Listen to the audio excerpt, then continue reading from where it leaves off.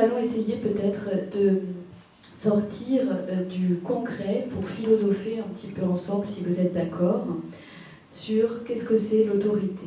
Alors c'est vrai que j'aimerais, si vous connaissez la philosophe Hannah Arendt, vraiment dédier tout cela à son texte qui m'a énormément marqué à l'époque sur la crise de l'autorité et toutes ses études sur le totalitarisme au XXe siècle. Et je crois que ça, en tout cas moi, ce sont des études qui m'ont bouleversée. Alors, en préambule, j'aimerais aussi vous donner deux citations qui me paraissent tout à fait intéressantes. La première, c'est une citation du philosophe Emmanuel Kant dans ses réflexions sur l'éducation, et qui dit « Il est deux découvertes humaines que l'on est en droit de considérer comme les plus difficiles, l'art de gouverner les hommes et celui de les éduquer. Et cependant, l'on est encore à discuter de leurs idées. » C'est-à-dire qu'on n'a toujours pas évidemment trouvé ce que c'était. Et une autre citation d'un historien grec, Plutarque, qui explique ainsi « Le plus beau, le plus juste des régimes ne dura même pas peu de temps, faute d'avoir pour ciment l'éducation des enfants. » Alors ceux qui ont un peu écouté mes théories sur le harcèlement savent aussi que je dis beaucoup que cela se fabrique dans l'intrafamilial, donc vous allez déjà voir les liens avec la question de l'autorité.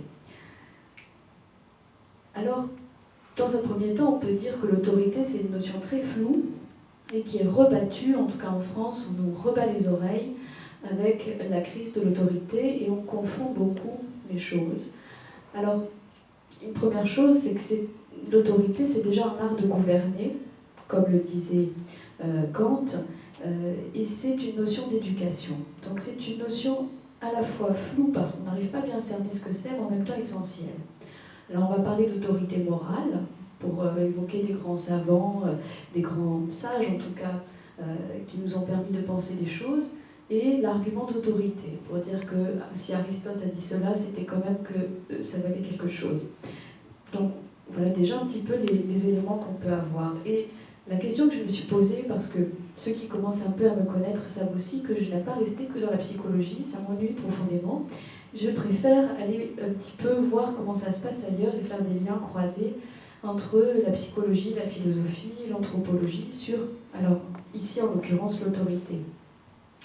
Alors, ce qui est ressorti, c'est que tout d'abord, c'est une notion de philosophie morale et politique qui ensuite a été évidemment ressaisie par la psychologie.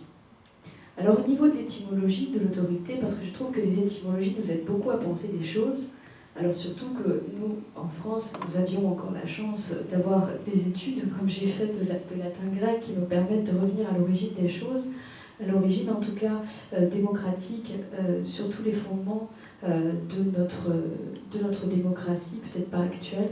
Vous allez voir pourquoi, je vous en parlerai tout à l'heure. Alors, du moins, chez les Romains, on distingue l'autoritas et la potestas. Alors, l'autoritas, c'est vraiment l'autorité qui, en fait, n'a pas de pouvoir, c'est les sénateurs qui ont l'autorité, et c'est ceux que l'on vient consulter quand on a besoin d'une information, d'un conseil, pour savoir quel est le meilleur choix à faire. Et la potestas, en revanche, c'est le pouvoir du peuple, ou le pouvoir des consuls qui vont, eux, prendre des décisions. Autoriser, ça veut dire, au départ, faire naître, augmenter, enraciner et garantir quelque chose. Donc c'est une dimension autour de la croissance, même la croissance dans la nature. Et un auteur, c'est d'abord, dans l'Antiquité, un historien qui vient garantir que les événements qui se sont passés se sont bien passés. Et c'est très important. Alors, les notions qu'on peut retrouver autour de l'autorité, c'est la notion d'origine, quelqu'un qui vient enraciner, ou les anciens, les grands sages, la fondation, ceux qui vont fonder quelque chose, les créateurs, la transmission. Alors ça, c'est une notion extrêmement importante et qui est un peu perdue à l'heure actuelle, le savoir et la mémoire. Donc tout ça, ce sont des notions qui gravitent autour de la notion d'autorité et qui sont, à mon sens, absolument fondamentales d'un point de vue de la civilisation. Tout ça, si on n'a pas ça, on est dans... Avant, je ne sais pas ce qui s'est passé, donc je ne suis pas dans le progrès, je n'essaye pas de capitaliser sur ce qui s'est passé avant, et donc après, j'en ai rien à faire. Donc on est dans quelque chose d'actuel, d'immanent, qui n'est pas la civilisation. Alors dans l'autorité, on retrouve aussi la notion d'hiérarchie et d'inégalité. Je reviendrai peut-être sur cela après. Alors ce qui est important, et j'essaye vraiment de le montrer dans mon livre, c'est que c'est la parole qui est au cœur du phénomène d'autorité, et notamment avec une parole qui s'inscrit dans la durée. Et ce qui constitue l'autorité, c'est de tenir sa parole.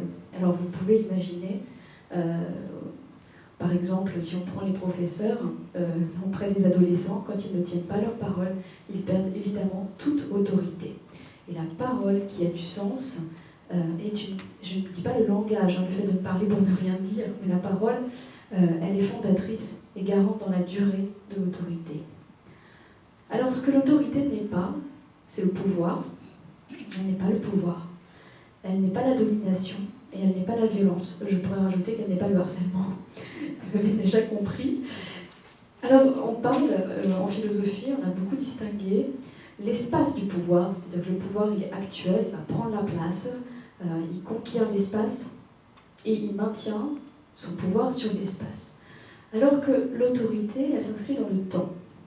Et le temps, c'est-à-dire la durée, et on va parler notamment des monuments. Les monuments de la littérature, ce sont des choses qui sont vouées à durer.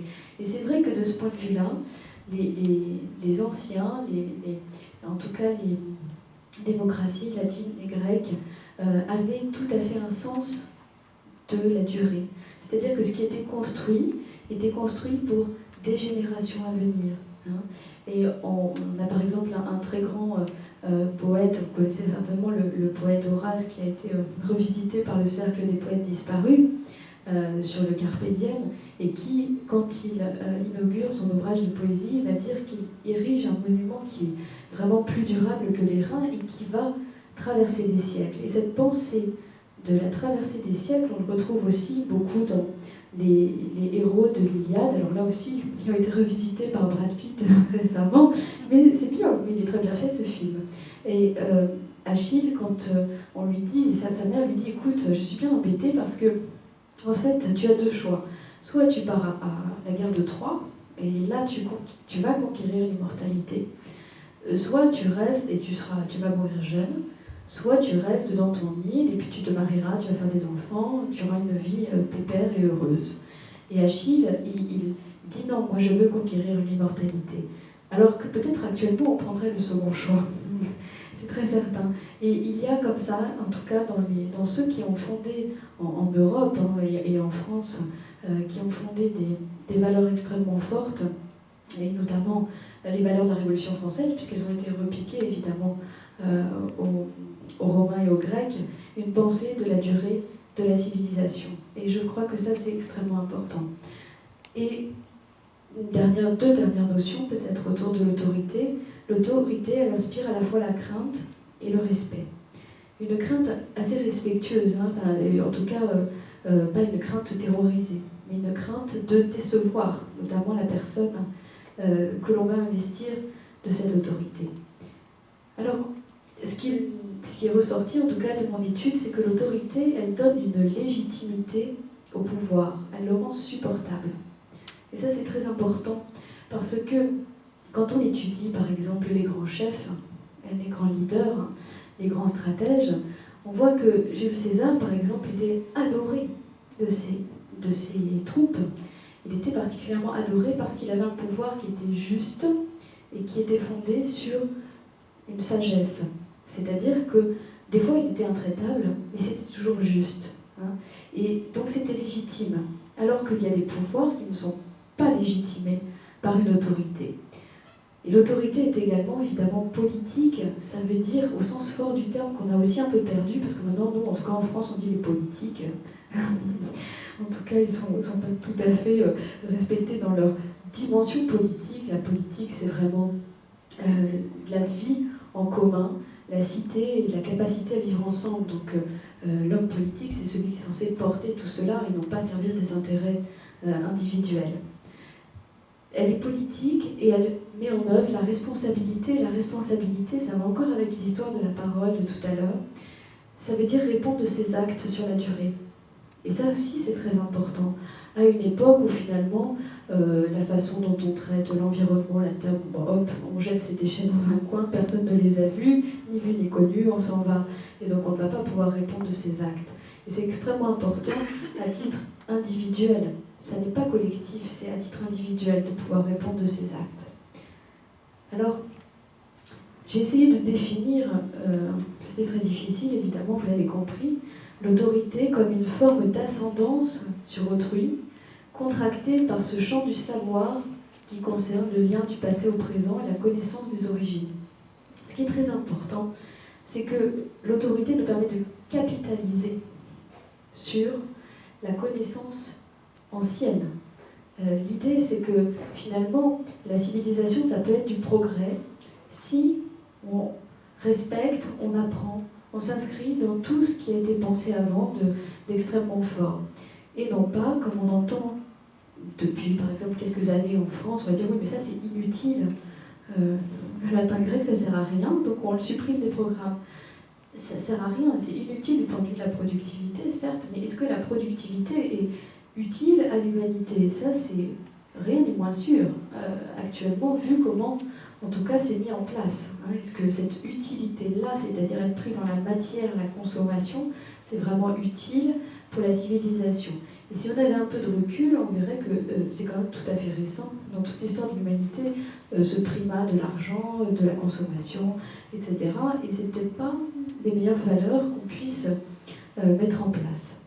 Alors, savoir anthropologique qui est concerné par l'universel de l'humanité. Je crois que, si vous voulez, il y a à la fois un universel pour tout le monde, c'est-à-dire que l'autorité, c'est aussi une notion qui va parler du savoir dans le passé, mais du savoir aussi qui se répand presque dans l'idée des Lumières, de la Révolution française. On va répandre les lumières de la raison, et puis avec l'éducation, on va réussir à fabriquer des générations qui seront des générations qui auront un esprit critique, qui seront capables d'aller voter en connaissance de cause. Et tout ça, c'est extrêmement important. Et c'est un savoir qui renforce le pouvoir ou qui lui fait de l'ombre. Ça dépend si le pouvoir accepte ou non d'être légitimé ou pas par cette autorité. Je pense par exemple, si vous voulez, à deux types de chefs, si on caricature un peu, avec Alexandre le Grand, qui était aussi adoré des populations qu'il colonisait pourtant, et qui était toujours accompagné d'Aristote, qui lui disait bah, attention, il faut faire ceci, il ne faut pas faire cela, il faut respecter les coutumes, etc. Et puis quelqu'un comme Attila, hein, le chef, où quand il passe sur son passage, il n'y a plus d'herbe qui repousse. Alors, moi j'ai fait un petit lien avec la question du harcèlement, où on coupe tout ce qui dépasse dans le champ. Donc d'un côté, avec l'autorité, on a la croissance, et de l'autre côté, on a le désherbage. Ah oui, d'accord. Est-ce qu'on m'entend encore? Oui. Alors, ce qui est très important, c'est que l'autorité ne doit être confondue, et elle l'est souvent, avec l'autoritarisme. Ça, c'est l'abus d'autorité. Quand on dit quelqu'un est autoritaire, il n'a surtout pas d'autorité. Et vous voyez bien que les professeurs qui sont très autoritaires et injustes n'ont pas d'autorité. Et elle ne doit pas être confondue, évidemment, avec le laxisme. Alors peut-être, on peut faire une sorte de triangle pour dire... il y a un moment donné, Aristote prend... C'est une histoire de la juste mesure où il dit finalement il y a le courage, mais d'un côté, alors le courage, et puis d'un côté la lâcheté, et de l'autre côté l'intrépidité en fait, la témérité. Et on a l'impression que le courage c'est entre les deux, mais finalement ça n'a rien à voir. C'est vraiment quelque chose qui est une vertu propre et qui n'est pas au milieu de l'autoritarisme. Et si l'autorité n'est pas au milieu de l'autoritarisme ou du laxisme, c'est quelque chose qui est bien à part. Alors, l'autorité et la sagesse, ça va de pair.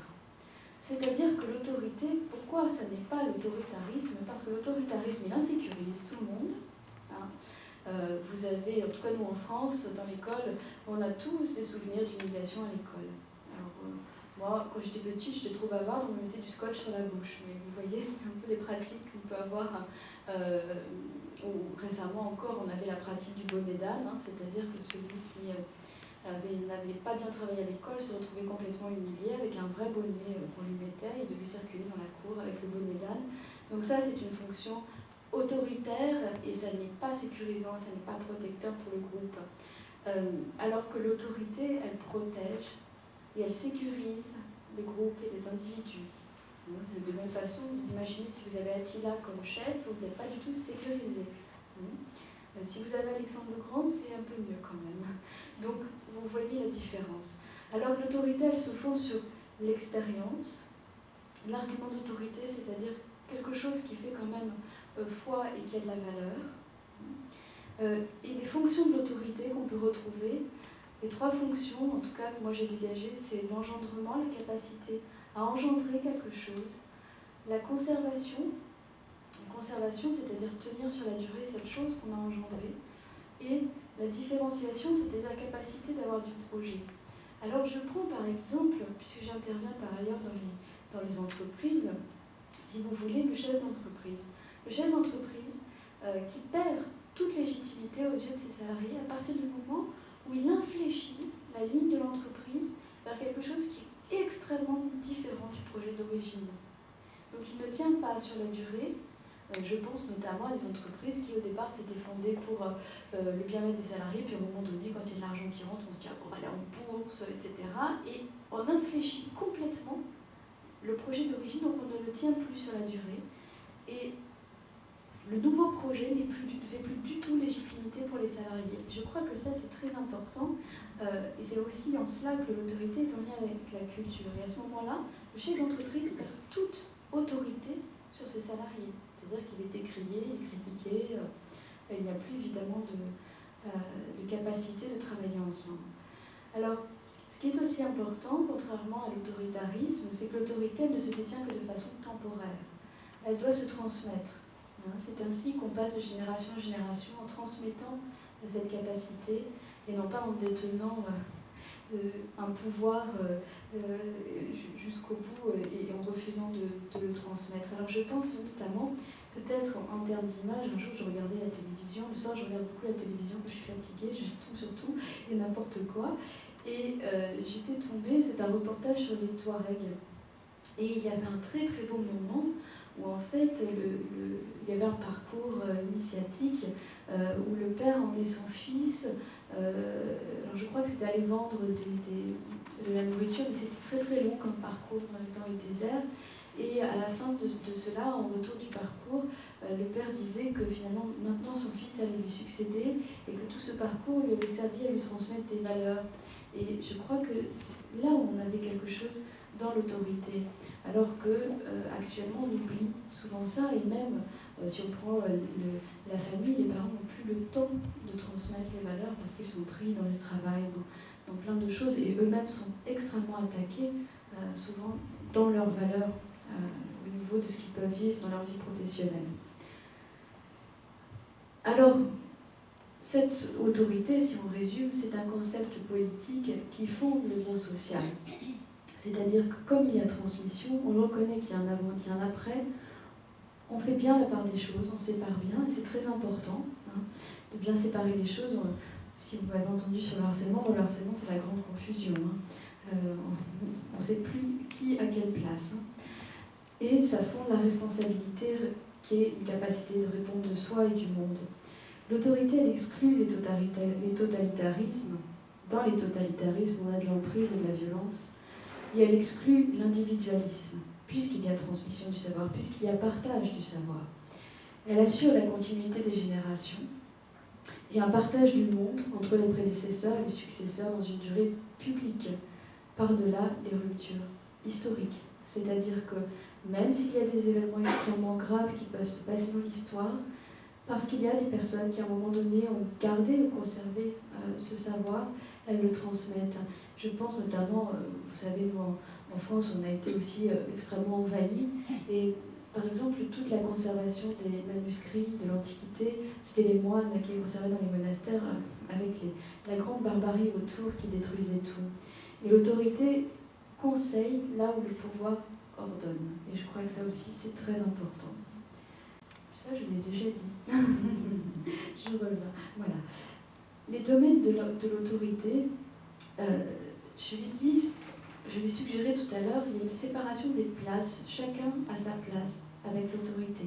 C'est très important, par exemple, que l'enfant sache qu'il est à sa place d'enfant et non pas donc c'est-à-dire d'un être en construction qui doit être éduqué, c'est-à-dire qu'il doit sortir de la dimension pulsionnelle pour arriver à s'inscrire dans la civilisation. La civilisation, c'est pas du tout naturel pour nous. C'est pas naturel.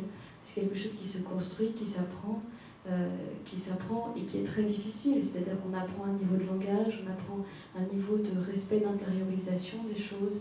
On apprend à différer aussi, parce que si on s'écoutait, on a envie de quelque chose, on le prend. Et l'enfant, il est là-dedans. Et il faut le sortir de là pour qu'il apprenne à ne pas être esclave de ça. Et de plus en plus, on va parler d'enfants tyrans, entre guillemets, pour dire que des enfants qui sont laissés dans une négligence éducative, c'est-à-dire on ne leur apprend pas à s'inscrire dans la civilisation, à contrôler leur pulsionnel. Et la civilisation, elle se fonde sur deux interdits fondamentaux et universels, sur l'interdit du meurtre et l'interdit de l'inceste. Si ces deux interdits-là ne sont pas respectés, on rebascule dans un état de nature tout à fait sauvage. Alors, ça peut être symbolique, et je crois que c'est une nuance très importante, c'est-à-dire que dans le harcèlement, l'interdit du meurtre, il est transgressé, puisqu'on essaye de tuer quelqu'un psychologiquement. On n'a pas besoin de le tuer physiquement. Hein. Et l'interdit de l'inceste, c'est aussi très symbolique. Nous, on va souvent évoquer, psychologue, la notion d'incestuel. Incestuel, il n'y a pas d'inceste consommé, mais enfin, on ne sait pas trop où est sa place. Hein.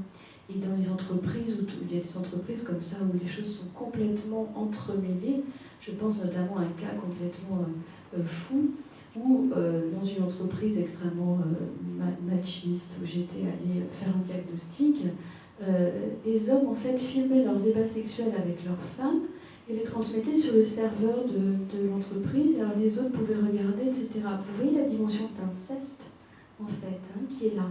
Et là, on n'est plus dans quelque chose de civilisé, on est dans la recrudescence de la violence. Et l'autorité, elle sépare tout ça et elle remet chacun à sa place. Alors, évidemment, on a l'autorité familiale, qui n'est pas forcément incarnée par le père biologique, hein, mais c'est souvent une fonction paternelle parce que le père, ou celui, ou l'homme, ou une autre personne, même ça peut être une femme, l'important c'est que la mère, à un moment donné, puisse être séparée symboliquement de son enfant. Et c'est très difficile pour une mère de lâcher son enfant, mais en même temps, il faut qu'elle le lâche. Et c'est une autre personne qui va souvent aider la mère à lâcher son enfant pour que lui puisse apprendre à grandir et à se mettre dans une fonction sociale, à s'ouvrir sur autre chose que la famille. Donc c'est une fonction extrêmement importante. On va aussi retrouver évidemment l'autorité dans les lieux de l'école, de l'institution, de l'entreprise, de l'État, c'est-à-dire en fait, à mon sens, toutes les transformations de la structure familiale, transformations socialisantes, mais transformation tout de même. L'institution, c'est très important, la notion d'institution. L'institution, c'est la notion, par exemple, d'institution judiciaire. C'est voué à durer, l'institution. C'est-à-dire que par-delà les gens qui traversent l'institution, elle est censée garder les mêmes valeurs, et poursuivre cette entreprise, par exemple, de défendre la notion de justice. Et l'autorité, elle s'incarne aussi dans la notion d'universel et le droit. Parce que le droit, c'est quelque chose symboliquement dont on ne peut pas se passer dans une société, parce que le droit, il vient séparer justement. Il vient séparer, rendre tiers et sortir de la question de la vengeance. C'est très important qu'on arrive à sortir de la question de la vengeance. Si on écoute à un moment donné que le ressenti familial, le ressenti des victimes, eh bien, on ne peut pas tiercéiser les choses et être dans l'universel. Alors je dis tout particulièrement ça parce que je suis d'origine corse et en Corse, et oui, mais en Corse, le gros problème, l'un des gros problèmes de la Corse, c'est qu'on se fait justice soi-même, ce qui est interminable. Parce qu'en réalité, on se fait justice, donc l'autre va nous faire justice et compagnie, et en fait, on n'apparvient pas à tiercéiser les choses. Et du coup, à la fin, on ne sait plus qui a commencé, mais c'est même plus la question, et donc on est dans un ordre qui devient un ordre extrêmement sauvage. Alors là, je ne sais pas si... Ah, c'est Est-ce que j'appuie sur la mauvaise flèche?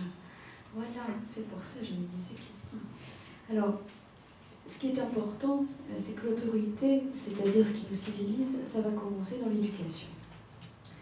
Et dans l'éducation, la question c'est est-ce qu'on dresse les enfants ou est-ce qu'on leur apprend une discipline? Et les philosophes ont fait énormément de travaux là-dessus qui ont été très oubliés ensuite. Je ne sais pas pourquoi, mais ça a été très oublié, c'est dommage, j'aimerais un petit peu les réhabiliter. Donc je vous ai cité Emmanuel Kant, mais il y a aussi le philosophe Hegel, le philosophe allemand Hegel qui a fait beaucoup de travaux sur la question de l'éducation. Et l'accès, finalement, l'éducation, elle vise à ce que la personne accède à une pensée propre.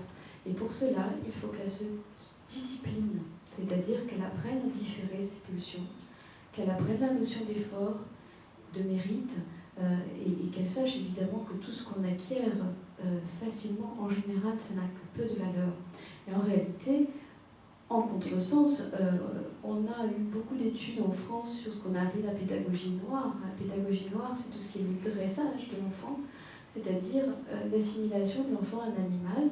Et là, on n'est plus dans apprendre à maîtriser ses pulsions, mais en réalité, on se décharge soi-même de façon très humiliante sur l'enfant, qui est à ce moment-là un être très vulnérable et qui du coup va intérioriser que la loi du monde, c'est la loi de la violence.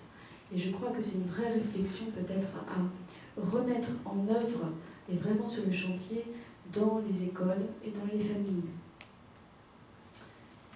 Alors, la différence entre l'autorité, la séduction, l'emprise, dans l'autorité, il peut y avoir une forme de séduction, mais elle ne vise pas à l'emprise, c'est-à-dire à avoir la main mise. Le but de l'autorité, comme je vous l'ai dit, c'est que l'autorité, elle se garde de façon temporaire, puisque elle se transmet et que la personne à qui elle sera transmise prendra ensuite la place de celui qui l'a transmise. Donc ça vise à autonomiser et non pas à rendre esclave. Donc ça c'est très important. C'est donc le contraire de l'emprise perverse. Et c'est pour ça qu'à mon sens, il y a énormément de liens avec le harcèlement. Alors, il y a quelque chose aussi peut-être que je voudrais voir avec vous, c'est la question de l'opinion.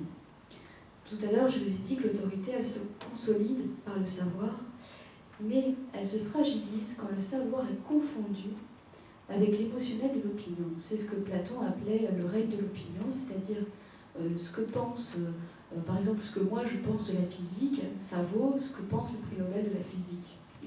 Et c'est vrai qu'on est de plus en plus dans ce genre de civilisation où moi je pense que, moi je crois que, et on le met au même niveau que la personne qui, elle, détient vraiment le savoir.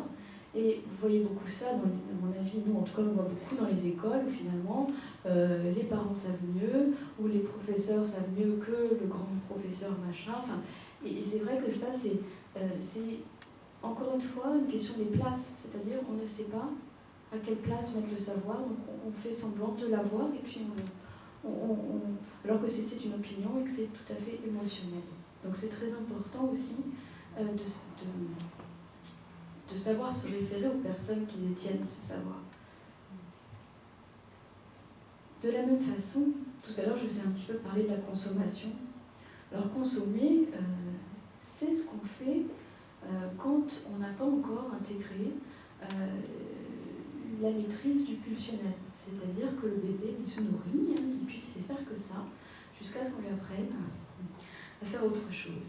Et il y a quand même une distinction qu'a fait Hannah Arendt, qui à mon avis mérite d'être rediffusée, c'est la distinction entre le produit consommable, téléphone portable, hop, on l'achète, on le jette, etc., on en rachète un autre, mais finalement c'est interchangeable. Alors certes avec plus de technologie, etc., mais c'est interchangeable quand même. Et l'œuvre, alors le produit se consomme, il s'avale, et l'œuvre, elle ne s'avale pas, elle dure. Et ça c'est extrêmement important, je crois, à un moment où, même dans l'art, par exemple, qui est censé être l'endroit où, a priori, on a des œuvres, on consomme, on achète, on jette, on achète, on jette. Et le problème, c'est que quand on n'arrive pas à faire cette distinction, ensuite on va confondre l'humain qui produit des œuvres avec le produit. C'est-à-dire que dans l'entreprise, on va le consommer, on va le jeter, on va le consommer, on va le jeter. Et je crois que cette distinction, elle me paraît très importante à rediffuser. Alors, dans mon livre, j'ai un petit peu fait une psychopathologie de l'autorité, avec la notion, c'est pas moi qui l'ai découverte, hein, mais je l'ai un petit peu travaillé quand même, de tyrannie psychique. Alors, la tyrannie psychique, c'est comment on se tyrannise soi-même et comment on tyrannise les autres. Donc évidemment, il y a le masochisme et le sadisme qui sont tout à fait présents. Les différents types de surmoi, alors le surmoi, c'est cette notion très complexe, en tout cas nous en France, on en distingue deux, je vais vous expliquer en deux mots. Un premier surmoi, c'est-à-dire quelque chose qui est au-dessus du moi, si vous voulez, pour vous avoir une idée, l'œil de Dieu, qui voit tout ce que vous faites en permanence. Ça, c'est quelque chose qui s'apparenterait, si vous voulez, du point de vue psychologique au surmoi. Alors, on en distingue deux, c'est-à-dire un surmoi très archaïque, très menaçant, très terrorisant. Alors, si vous voulez, pour vous prendre une autre image dans le harcèlement, quand le harcelé intègre la figure du harceleur à l'intérieur de lui, qu'il a l'impression que le harceleur le contrôle en permanence, ça, c'est un surmoi menaçant et archaïque. Et on distingue un autre surmoi qui s'apprend aussi dans l'éducation, qui, en tout cas du point de vue du développement psychologique, qui est l'intégration des interdits fondamentaux, de la culpabilité, et là c'est un surmoi assez protecteur. Si vous voulez, c'est comme si à l'intérieur de vous, vous aviez une figure bienveillante, cette fois-ci, et non pas menaçante, qui vous sécurise, mais qui vous a aussi appris que ça se fait, ça ne se fait pas. Alors, j'en ai un petit peu parlé dans mes autres conférences. Les études de Milgram, il y a un certain nombre d'années, mais qui sont toujours très actuelles, nous ont montré à quel point nous pouvions être obéissants et soumis à la tyrannie. Ça pose la question du pourquoi, évidemment, et ça pose la question du comment on en sort. Et à mon avis, ça fait partie de la psychopathologie de l'autorité. Là encore, il n'y aurait pas de tyrannie s'il n'y avait pas d'obéissant. Alors, les différentes pathologies d'autorité, j'ai distingué les profils actifs. Les profils actifs, vous allez voir, c'est tout à fait en lien avec le harcèlement. La paranoïa, qui est un système complètement fou dans lequel la personne se trouve et où elle se sent persécutée par le monde entier et elle essaye de mettre en place des stratégies défensives de contrôle et de pouvoir. Et souvent, dans les hauts lieux du pouvoir, on trouve des très grands paranoïaques. Alors évidemment, vous avez tous en tête Hitler ou Staline, qui se sentaient persécutés par le monde entier et qui mettaient en tout cas une cohérence, une pseudo-cohérence délirante dans le délire. Avec ma collègue Sophie Barthélemy, on a essayé de distinguer ces formes de rationalité délirante et comment est-ce qu'on peut essayer de les détecter, parce que c'est très difficile, en tout cas en apparence, de voir si c'est pathologique ou pas. Et les figures de la perversion que l'on retrouve aussi dans les lieux du pouvoir. Également les profils obéissants. Alors j'ai distingué après au niveau un peu plus psychopathologique, mais je ne vais peut-être pas rentrer dans le détail aujourd'hui. Mais quel type de profils psychologiques ont la propension à l'obéissance et à ne pas remettre en question les ordres qui leur sont donnés. Or, il faut remettre en question les ordres qui sont donnés du point de vue de l'universalité, encore une fois, parce que ce n'est pas parce que c'est le chef qu'il faut obéir, c'est parce que ce que dit le chef est juste qu'il faut obéir. Et ça, c'est extrêmement difficile actuellement, où les personnes sont prises dans leur vie professionnelle dans des situations complètement folles, sous dépendance, et où à un moment donné on leur dit attention, si tu n'obéis pas, c'est de l'insubordination, je te vire, même si ce que je te demande est profondément injuste. En tout cas, nous on a la notion d'insubordination qui est assez terrible. Et on a aussi des profils qui ont la propension à se rebeller et surtout à indiquer dans le système ce qui ne va pas. En général, les profils harcelés qui vont dire mais attention, là, il y a quelque chose dans le système qui ne va pas, je le dénonce. Donc, en général, les profils actifs vont venir mettre leurs mains sur ces profils qui vont contester, en tout cas, l'absence d'autorité. Alors, la psychologie du chef. En quelques mots, j'ai repris beaucoup, je me suis beaucoup replongée avec délice dans les études d'Aristote sur le chef. On apprend plein de choses, et les études de stratégie militaire, on apprend plein de choses aussi. Alors ça pourrait être intéressant que le management actuel vienne s'y plonger aussi, au lieu de faire des formations sur le leadership où il n'y a rien dedans et où en fait des formations qui ne visent qu'à les narcissiser un petit peu et repartent en croyant qu'ils sont... Non mais c'est vrai, l'autre fois dans le métro je voyais, c'était comment devenir un leader, enfin je sais plus le titre, mais c'était comment devenir leader, et alors le monsieur était plongé dans ce livre, à mon avis c'était vraiment du... une farce à la trappe en fait. Alors, la première vertu du bon chef, c'est la prudence, nous dit Aristote. La prudence, c'est la capacité à ne pas justement agir sur le coup de l'émotion et bien à analyser l'ensemble de la situation. Si vous voulez, c'est la différence qu'on fait entre la tactique et la stratégie. La tactique, c'est comment bien placer ses pions. La stratégie, c'est comment avoir une vue d'ensemble pour savoir à quel moment on va mettre en œuvre telle ou telle chose sur la durée. Donc la première vertu, c'est la prudence. La deuxième vertu, c'est l'audace, parce qu'il faut quand même être audacieux, et la prise de risque. C'est-à-dire que le bon chef est celui qui prend le plus de risques, et non pas qui envoie ses soldats ou ses colonisés.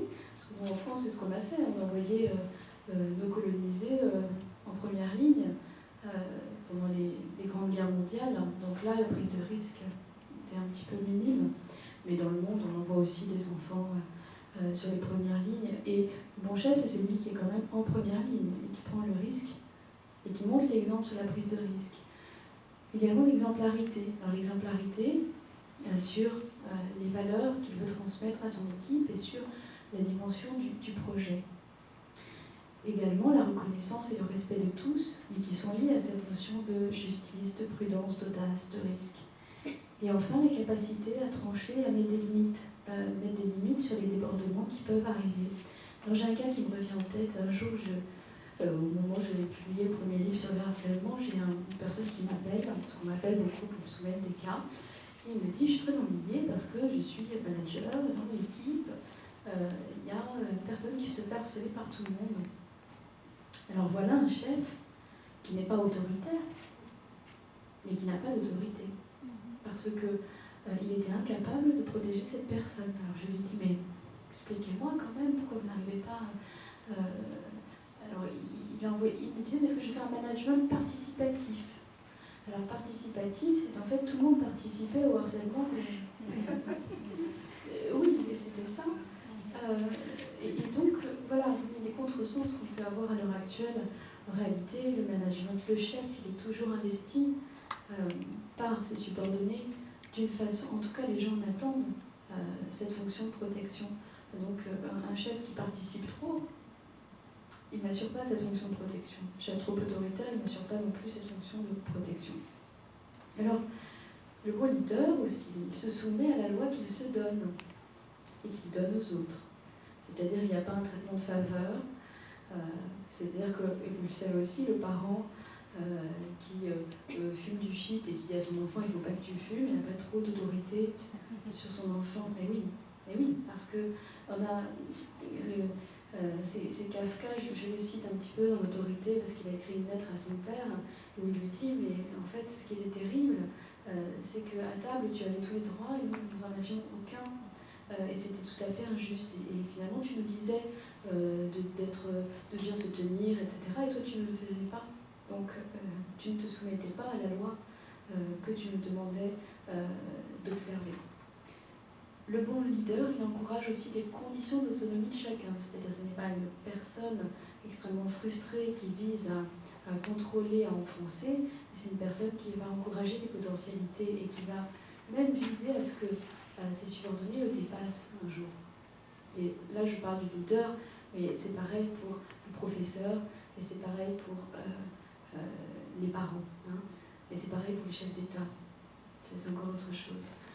Alors le bon leader, il dirige aussi ses troupes vers un idéal commun. La notion d'idéal, on l'a aussi un petit peu oublié, comme la notion de morale, ce sont des choses qu'il faudrait peut-être remettre à l'ordre du jour. Et c'est aussi quelqu'un qui a le sens et la valeur de la parole. Alors, en fait, la fonction de l'autorité et du chef, c'est d'arriver à aider, en tout cas les personnes qui sont moins avancées que lui, à symboliser leur pulsion vers des idéaux et des buts nobles et socialisants. C'est-à-dire qu'ils vont être utiles à la société. Et vous voyez qu'une des souffrances actuelles qu'on voit beaucoup en entreprise, c'est que les personnes ne savent plus pourquoi elles travaillent, quel est le sens de tout ça, à part d'enrichir des gros financiers. Je caricature un peu, mais pas tellement.